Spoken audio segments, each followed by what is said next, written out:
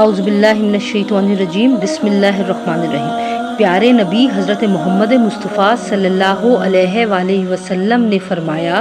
تم میں جب کوئی بندہ بیمار ہو یا سفر میں جائے اور اس بیماری یا سفر کی وجہ سے اپنی عبادات وغیرہ کے معمولات پورا نہ کر سکے تو اللہ تعالیٰ کے ہاں اس کے اعمال اسی طرح لکھے جاتے ہیں جس طرح وہ صحت و تندرستی کی حالت میں اور زمانہ اقامت کی حالت میں کیا کرتا تھا۔ سبحان اللہ۔ ناظرین، یہ اللہ تعالیٰ کا خاص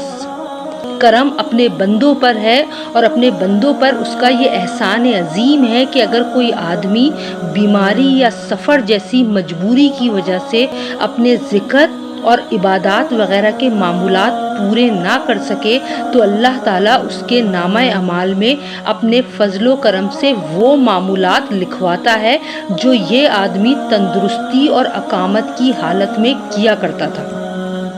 دوسری طرف اللہ فرماتا ہے کہ پیارے نبی حضرت محمد مصطفیٰ صلی اللہ علیہ وآلہ وسلم میرے بندوں سے کہتے کہ تم میں سے جب کوئی شخص کسی بیمار کی عیادت کے لیے جاتا ہے تو وہ رحمت میں غوطہ لگاتا ہے، اور جب اس کے پاس بیٹھتا ہے تو رحمت میں ٹھہر جاتا ہے۔ سبحان اللہ۔